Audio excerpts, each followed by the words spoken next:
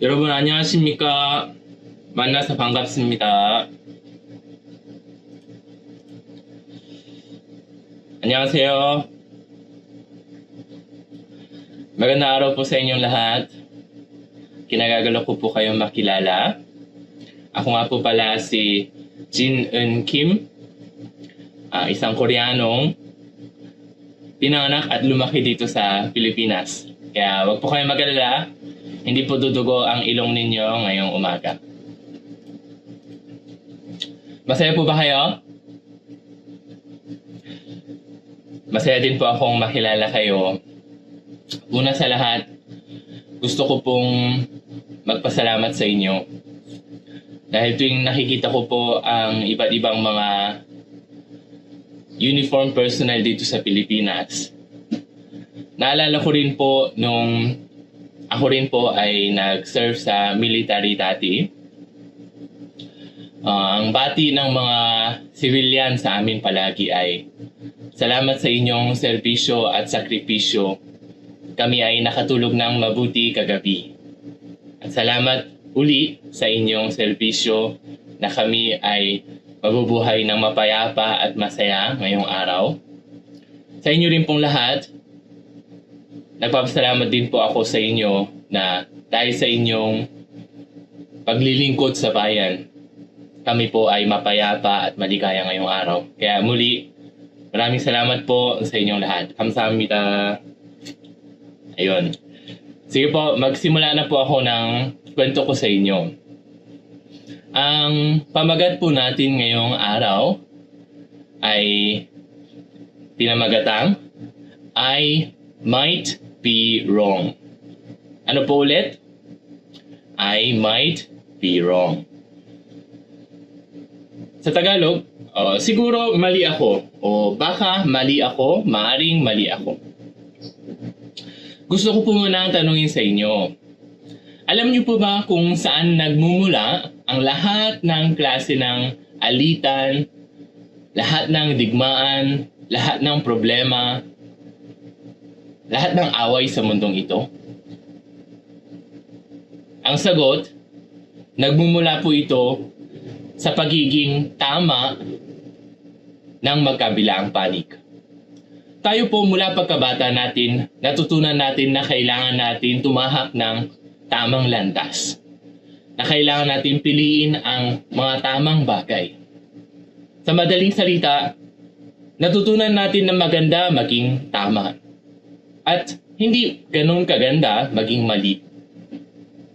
Ngunit, sa oras na ito, nais ko pong ibahagi sa inyo ang dalawang mukha ng pagiging tama. Yun po ang subtitle po natin, Two Sides of Being Right. Halimbawa, kung pansinin po natin ang mga digmaang nangyayari sa mga panahon na ito, digmaan sa pagitan ng Russia at Ukraine, tanungin ko po sa inyo, sino po ba ang tama? Ang Russia po ba o ang Ukraine? Malamang, sa panig ng mga Russian, sila ang tama. Sa panig naman ng mga Ukrainian, sila ang tama. Di po ba? Dahil sila ay both tama, kaya hindi natatapos ang digmaan na ito. Ang away din ng Israel at ng Hamas, sino po ba ang tama? Israel o Hamas? Hindi po. Para sa kanila, sila ang pinakatama. Ngunit sa likod ng pagiging tama nila, ano po ba ang dinudulot nila sa buong mundo? Hindi lang sa mga lugar nila na namamatay ang libo-libong mga kabataan at mga sibilyan, kundi sa buong mundo rin, ito rin po ay nagdudulot ng malaking pinsala. Kung ganon, masasabi po ba natin na makatarungan at mabuti talaga ang pagpilit sa pagiging tama? Hindi po. Sa likod ng lahat ng pagiging tama natin, kailangan po natin maalala na ito po ay may kabilang mukha din. Papaliwanag ko pa po ito sa inyo sa pamagitan ng ilang mga kwento.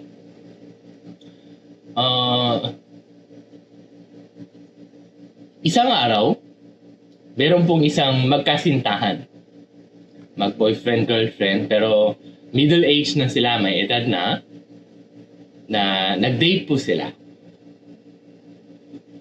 Sabi ng babae, Han, gusto kong kumain ng fried chicken. Fried chicken gusto mo? Sige, kaya nag-drive-thru sila. Tapos bumili sila ng isang chicken bucket. Ngayon, dahil excited na sila, linagay agad nila sa upuan sa likuran. Tapos pumunta na sila sa park para mag-picnic. Pagdating nila sa park, naglatag sila ng banig. Tapos, umupo sila doon kasama ng chicken bucket. Han, gutom na ako. Tara, kain na tayo. Sige.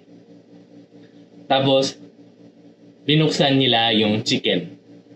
Pero pagbukas nila sa chicken, laking gulat nila na makita nila ang linalaman nito. Ang tanongin ko po sa inyo, hulaan niyo po kung ano ang laman nito. Bakit kaya sila nagulat? May nagsasabing, wala kasing laman, pero imposible naman siguro dahil may bigat ito. May nagsasabing buhay pa raw yung manok. May nagsasabing hindi pa raw luto yung manok. Pero ang kinagulat nila ay walang iba kundi pagbukas nila doon sa chicken bucket, nakakita sila ng bundle-bundle na pera. Sana all, no?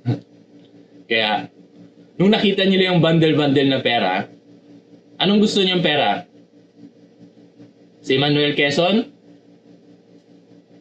Si Ninoy Aquino? O yung bagong Agila? Gusto niyo yung Philippine Eagle? Ako yung paborito ko po kasi yung Philippine Eagle. So nakita niya bundle-bundle ng Philippine Eagle. Wow! Ngayon, dahil kayo po ay mga makatarungan at mga mabubuting mga kapulisan, nais ko po kayong tanungin, sagutin nyo na lang po ako sa puso ninyo. Kung kayo ang nasa sitwasyon nila, ano ang gagawin ninyo? So maraming beses na rin po ako nagkukwento sa mga kapulisan na tulad ninyo. Sa bawat tanong ko, iba-iba ang mga sagot nila. Pero sa oras na ito, dahil sa puso nyo lang kayo sasagot, sagutin ninyo ng makatotohanan. Minsan, pagka nagtatanong ako, may nagsasabi na, syempre kailangan pong ibalik sa may-ari. Yun po yung ideal na sagot na natutunan natin sa school. Pero hindi yun yung sagot mula sa puso natin. Tapos pagka tinatanong ko pa sila, may sumasagot na, ay, papasalamat po ako sa Panginoon sa biyayang binigay niya. Yun ay, hindi po natin siya masisisi. Maaaring masabi natin na, honestly, sinabi niya ang nasa puso niya, dahil alam naman natin na hindi ito mangyari sa buhay natin. Pero, ang kamanghamanghang bagay, itong magkasintahang ito, ay nagpasyang ibalik ang chicken bucket na ito. Kaya bumalik ulit sila doon sa fast food chain na binilhan nila. Pero pagpunta nila doon, nakalock na yung pinto. Ang kumakatok sila, bawal, close na daw. Tapos pinakita nila yung chicken bucket. Nung pinakita nila yung chicken bucket, sobrang nagulat yung manager, pinabukas niya agad yung pinto. Tapos binalik nila yung chicken bucket. Sinek ng manager, sobrang pasalamat. Kamsahamnida, maraming salamat po. Napakabait niyo mga tao. Sagad niyang inutusan yung mga tao doon. Tumawag agad kayo sa media, tumawag kayo sa press, tumawag kayo sa radyo. Lahat tawagan ninyo. Tapos agad silang nagsidatingan. Pagdating nila, dala-dala na maraming mga camera, pinagpipicturean sila. Tapos daming mga mic. Sir, bakit nyo binalik yun? Ano ang naging puso ninyo? Anong naramdaman ninyo? Tapos pinipicturean siya. Tapos sabi ng lalaking ito, ay okay lang po yun, wala lang po yun. Uwi na lang kami, okay lang. Sabi ng manager, ay grabe, napaka-humble nila. Sige, picturean nyo pa, gawin natin front page. Napakabait ng taong ito. Tamang-tama yung ginagawa niya. Kinakailangan natin sa panahon natin ng ganitong mga bayani. Hindi, okay lang po. Huwag niyo na po akong picturean. Okay lang. Pero patuloy siyang pinipicturean. Kaya maya-maya, itong lalaking to, hindi siya nakatiis, tapos tumakbo siya palabas. Pero habang tumatakbo siya palabas, alam niyo kung anong sinabi niya? Nagtataka kasi yung mga cameraman, bakit napaka-humble niya? Ayaw niya magpa-picture. Pero habang tumatakbo siya palabas, sumigaw siya. Papatayin ako ng asawa ko! Sabi niya. Yan, bigyan ko kayo ng 5 segundo para maintindihan niyo ang storya. Gets niyo na? Okay. Pag nakita daw siya ng asawa niya sa dyaryo, papatayin daw siya. Eh bakit? Mabuti naman yung ginawa niya, di ba? Hindi. Kasi nga, sino nga yung kasama niya? Sino yung kasama niya? Girlfriend niya, di ba? Tanungin ko po sa inyo. Tama yung ginawa niya, di ba? Naging honest siya at binalik niya ang chicken bucket. Pero sa likod ng tamang ginagawa niya, ano palang nangyayari? Hindi lang pala tama ang ginagawa niya, kundi may tama din pala siya, no? Siya pala ay kasalukuyang nangangaliwa. Ano, gusto niya ng ganong asawa? Mga kababaihan dito? At least honest. Diba? At least honest. Pag nakapulot ng pera, ibabalik sa may-ari. Tapos, pagka may magandang babae, liligawan, ganon. Ganon yung gusto niya yung asawa. Mas maganda na lang na pag nakapulot ng pera, huwag ibalik. Huwag lang mangaliwa, di ba? Mas maganda nga yung huwag binabalik. Ibabalik sa bahay dapat. Pasensya na po kung bad influence po ako. Pero, yun naman yung totoong nasa puso natin. Pero huwag po kayong mag-alala. Hindi po mangyari sa buhay natin yun. Sa unang kwentong ito, makikita natin ang dalawang mukha ng pagiging tama. Hindi dahil sa tama ang isang tao, ay masasabi natin palagi siyang tama. Sa ngayon po ba kayo? Sa likod ng pagiging tama natin, ay palaging maaring merong mga nakatagong hindi tamang bagay. Sa madaling salita, hindi pwedeng ipagpilit ang pagiging tama natin. Sino po ba ang pinaka-wise, pinakamatalinong tao sa mundong ito? Walang iba, kundi ang taong kahit gaano man siya katama, ay minsan sa buhay niya, ay marunong niyang ibaba ang kanyang pagiging tama at sabihin itong napaka-wise na salita na I might be wrong. Baka mali ako. Pansinin niyo po sa mga may asawa dito.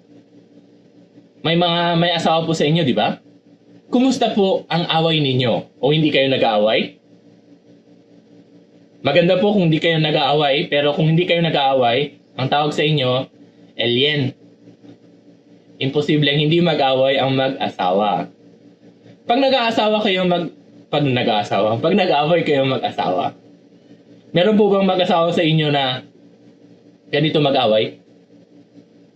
Mali ako, sabi ng lalaki.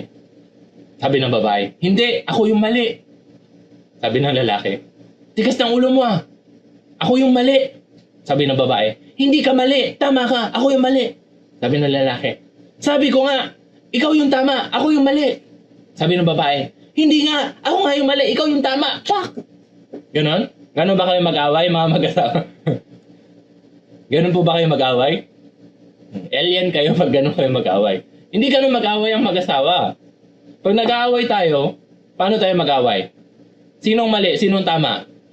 Ako yung tama, ikaw yung mali, kaya nga nag-aaway eh. Kasi, both tama sila.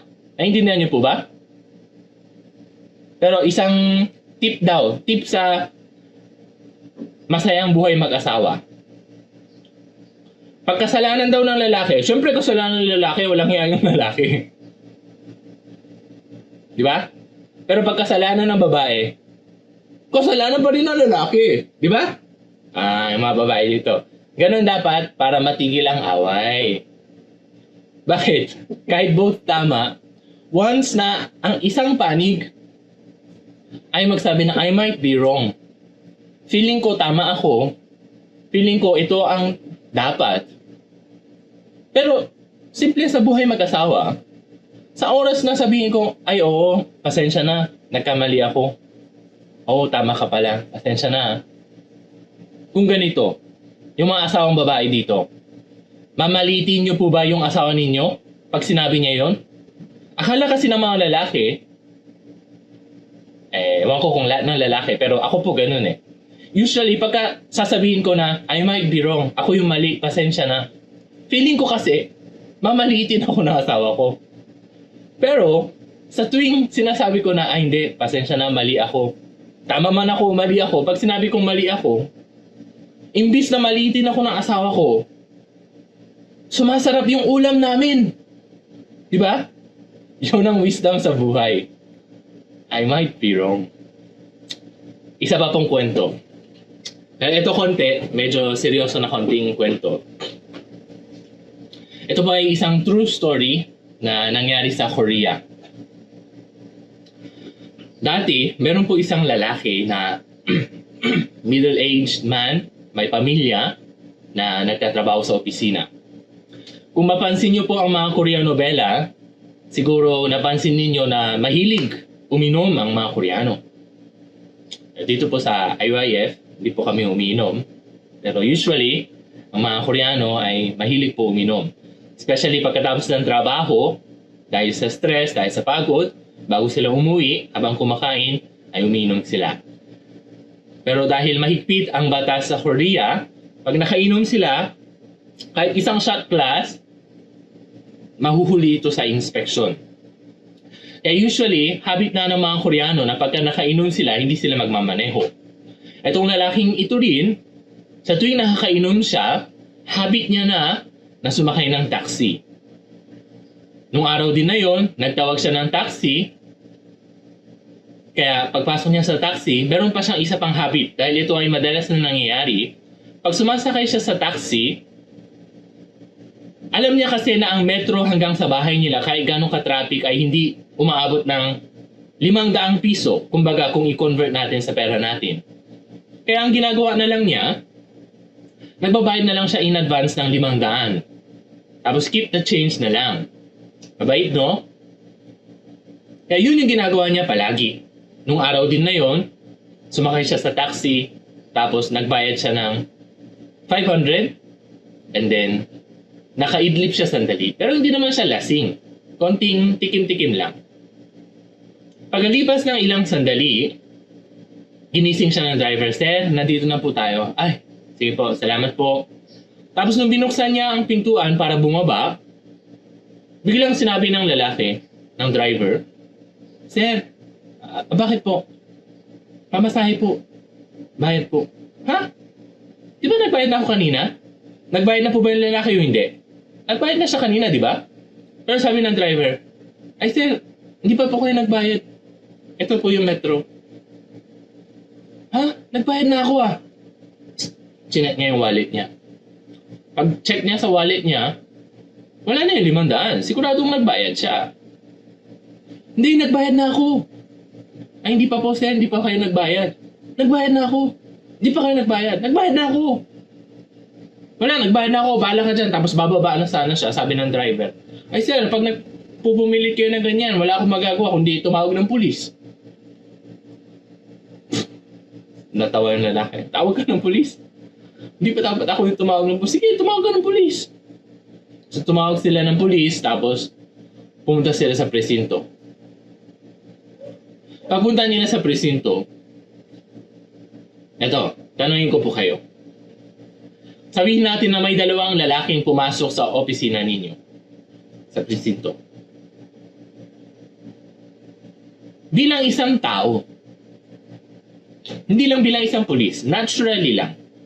Bilang isang tao, may dalawang lalaki na nagsasalita sa harapan ko, nagsasabi na both tama sila. Pero ang isa ay nangangamoy alak. Yung isa naman, walang amoy alak. Alam ko naman po na wala kayong kinikilingan, wala kayong kinakampihan. Pero sa ganitong mga sandali, naturally, by our instinct, pagka nagsasalita ang dalawang tao at hindi natin alam kung sino ang tama at ang isa ay nangangamoy alak pa, sino kaya ang naturally mas pakikinggan natin? Tama po. Etong mga police din na ito, di naman sila biased. Di naman sila kumakampi. Pero dahil nga hindi alam kung sino ang nagsasabi ng totoo, tapos yung isa nangangamoy alak, kaya naturally, inisip nila na lasing ang lalaking yun at yung driver ang nagsasabi ng totoo. Kaya nakampihan nila ang driver ng di oras. Kaya magbayad ka na kasi. Konti lang naman yung pamasahe. Bayad ka na. Nagbayad na ako. Sige na, sir. Huwag mo nang pilitin. Nagbayad na ako. Sige na, sir.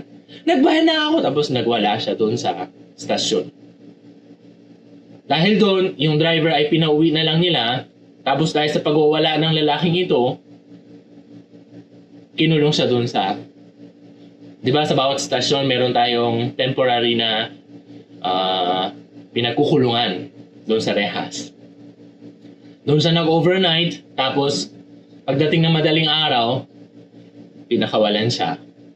Sir, magbayad kayo kakahiya naman. Bayad na ako! Tapos lumabas siya. Paglabas niya, imbis na umuwi ng bahay, dumiretso siya sa gasolinahan. Bumili siya ng 1 galon ng gasolina at ng 1 lighter.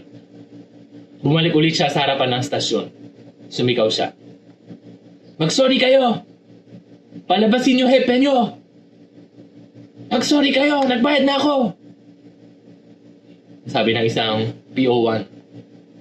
Boss, nandyan na naman po yung kagabi Sabi ng boss niya. Pabayaan mo na, lasing pa yata.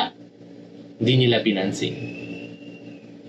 Kaya, sigaw ng sigaw tong lalaki ito. Mag-sorry kayo! Tawagin niyo yung hepe nyo! Walang pumansin sa kanya. Binuksan niya yung takip. Binuhos niya sa katawan niya. Sisindihan ko to! Mag-sorry kayo! Pero wala pa rin pumansin. Tapos, sinindihan niya yung lighter.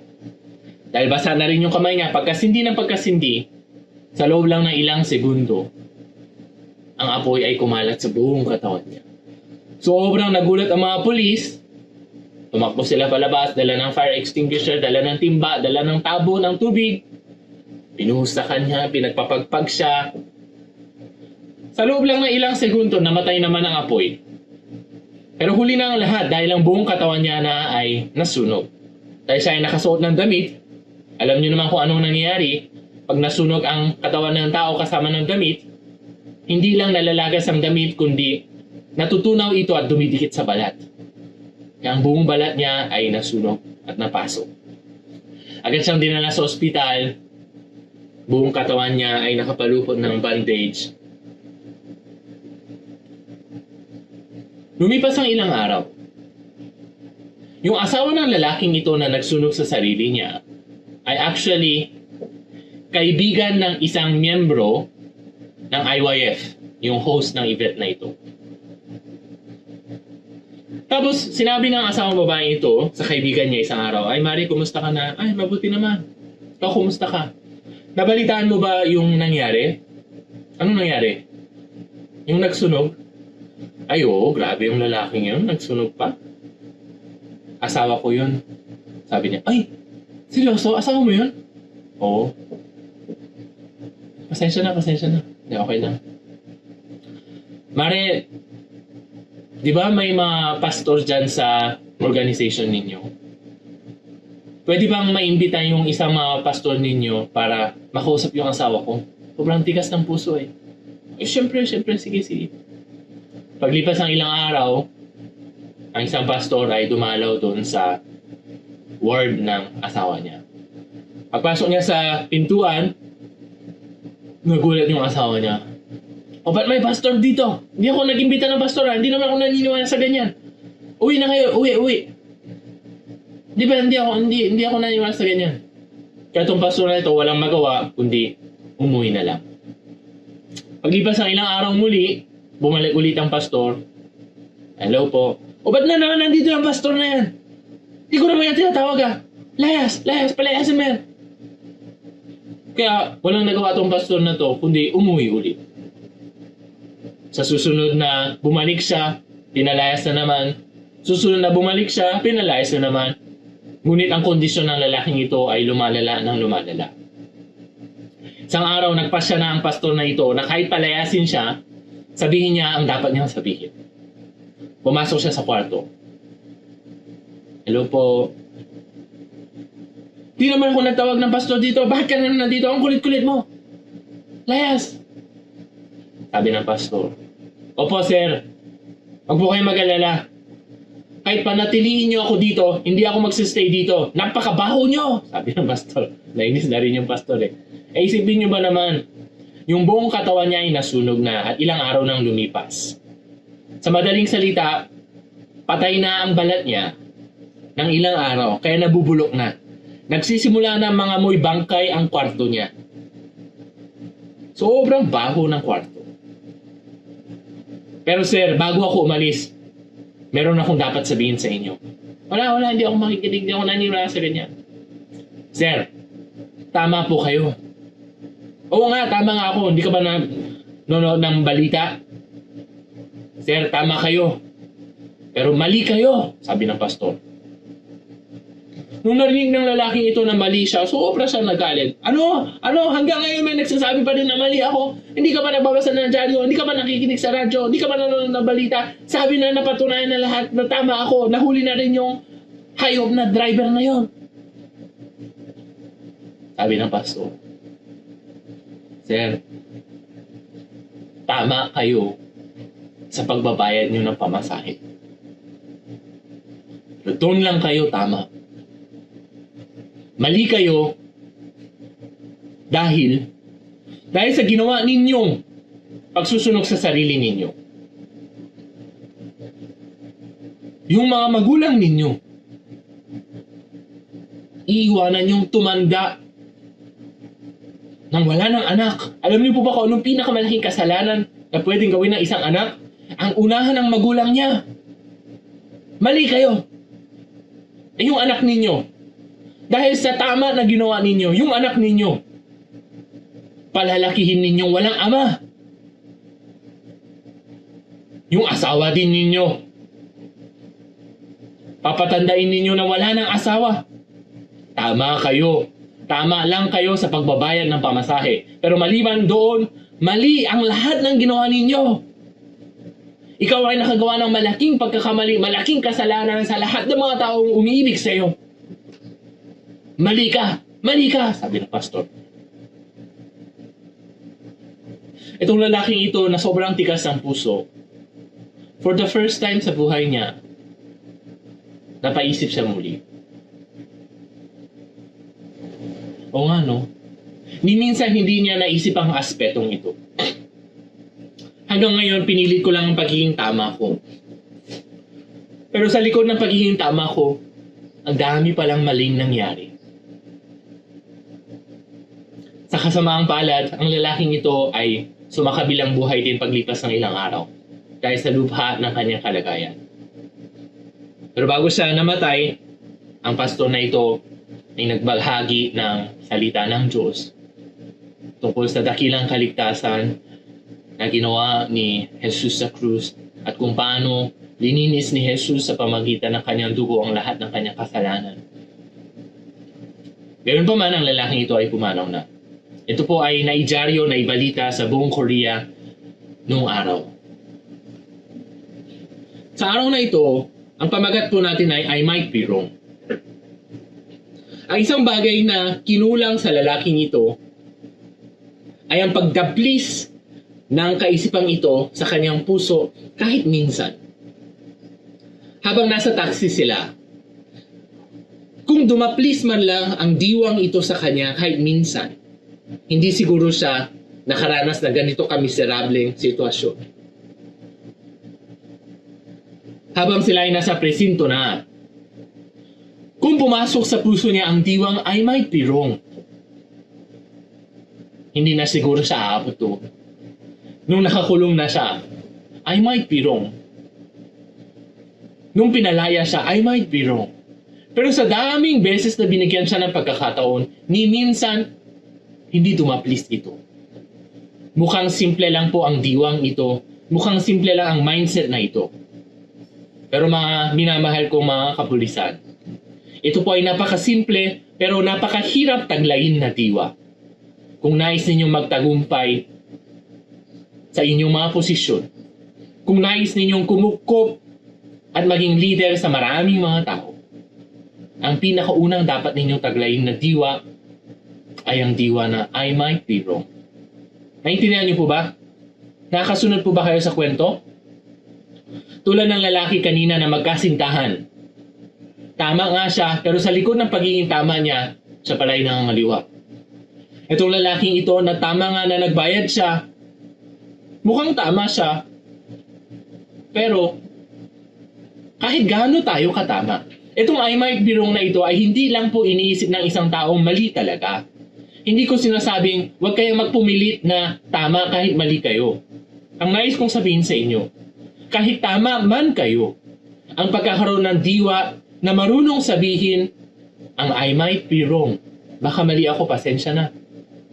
Minsan ay makapagbubukas ng mas maraming daan, makapagbubukas ng puso ng mga katrabaho natin, ng kapamilya natin, ng mga mahal natin sa buhay. Nais niyo po bang magtagumpay? Nais niyo po bang lumigaya sa buhay? Kung ganon, minsan-minsan, kinakailangan po natin ibaba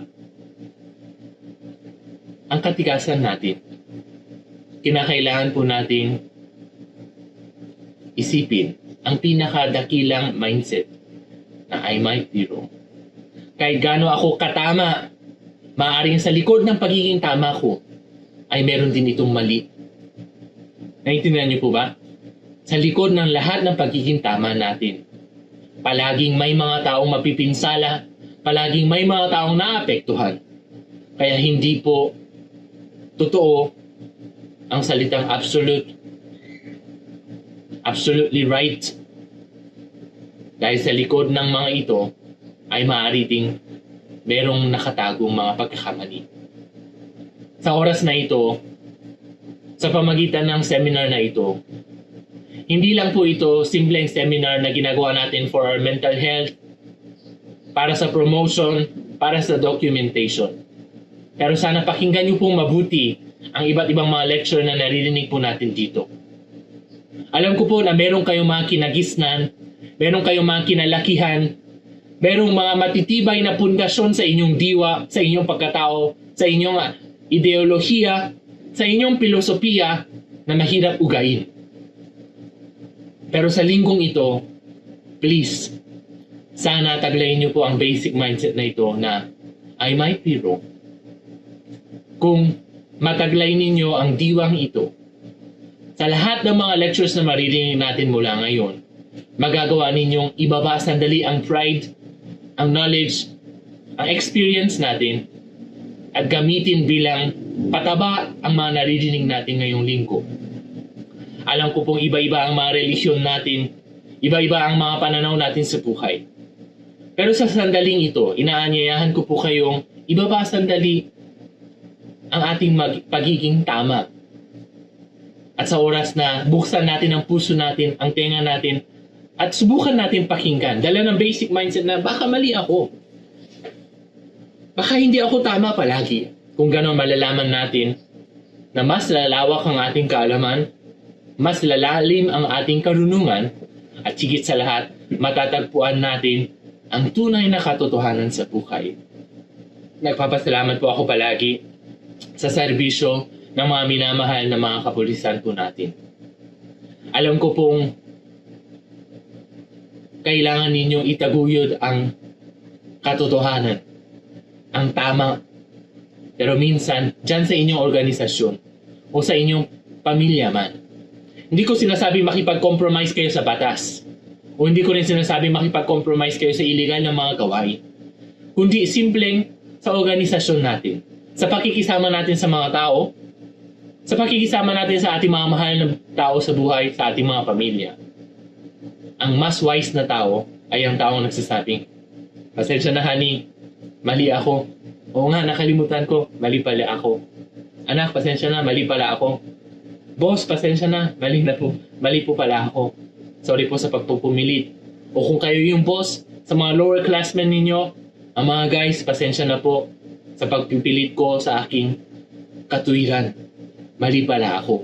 Kung ganon, makikita ninyo ang kahangahangang bagay. Imbis na maliitin tayo, imbis na baliwalain tayo ng mga tao na pinagtapatan natin na mali tayo, mapapansin natin na sila in exchange ay magkakaroon ng mas malaking respeto at paggalang sa atin. Huwag po kayong mag-alala. Kahit sabihin ninyong mali kayo, sa wakas, ang katarungan, ang katuwiran ay palagi nagwawagi. Ngunit kung tanggapin ninyo na mali kayo, hindi po ito nakakasira ng pride.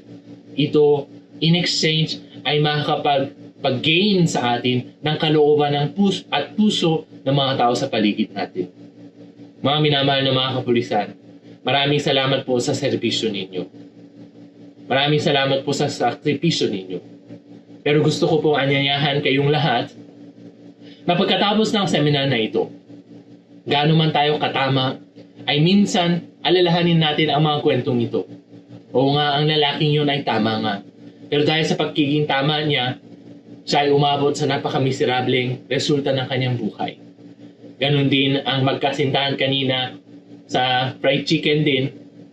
Oo nga, tama nga yung ginawa niya. Pero sa likod ng pagiging tama niya, meron din pala siyang kalokohang ginagawa. Ganon din ako. Mukhang tama nga itong sinasabi ko, ang iniisip ko. Pero malay mo, dahil sa pagiging tamang ito, merong taong naapektuhan, nasasaktan, nahihirapan. Naintindihan niyo po ba? Sa oras na ito, magpapasalamat po ako sa attendance ninyo. Sana pakinggan niyo pong mabuti ang mga susunod na maririnig natin. Maaring marami dito ang hindi tugma sa inyong ideolohiya, hindi tugma sa inyong filosofiya, at especially hindi tugma sa inyong paniniwala at relihiyon. Pero sa sandaling ito, ginagawa lang po namin ito para sa kinabukasan ng Pilipinas. Dahil alam namin na kayo ang haligi ng bansang ito. Kaya kung ang mga kapulisan po natin ay magtaglay ng pinaka magandang diwa na I might be wrong, naniniwala po kami ang bansang ito ay mayroong mas maliwanag na kinabukasan at mas masayang buhay, masayang career kasama ng mga tauhan natin, kasama ng mga tao sa paligid natin. Muli, nais ko po magpasalamat sa inyong serbisyo palagi. Good luck po. Sana buksan niyo po ang puso at tenga ninyo sa pakikinig sa mga susunod na mga kwento. Huwag po kayo mag-alala. Wala pong magbabaliwala sa inyo. Wala pong magmamaliit sa inyo. Bagkus, matatanggap ninyo ang pinakamataas na respeto at pinakamataas na paggalang ng mga tao sa paligid ninyo. Naintindihan niyo po ba? Maraming salamat po sa pagdalo sa event na ito at hanggang sa muli nating pagkikita, sana palagi po kayong malusog, palagi maligaya at maging isang tunay na leader na marunong sabihin, I might be wrong. Pasensya na pare, mali pala ako. Habang tumataas ang posisyon natin, mas madalas natin dapat itong sabihin. Huwag ninyong iisipin na mas bababa ang dignidad, mas bababa ang honor ninyo, kundi ito, sa totoo lang, ang mas magpapataas sa pangalan natin. Hanggang dito na lang po ang aking kwento ngayong araw. Papasalamat po ako sa inyong lahat at sana magkita po tayo uli. Maraming salamat po sa inyong lahat at mabuhay po ang kapulisan sa Pilipinas. Kamsahamnida.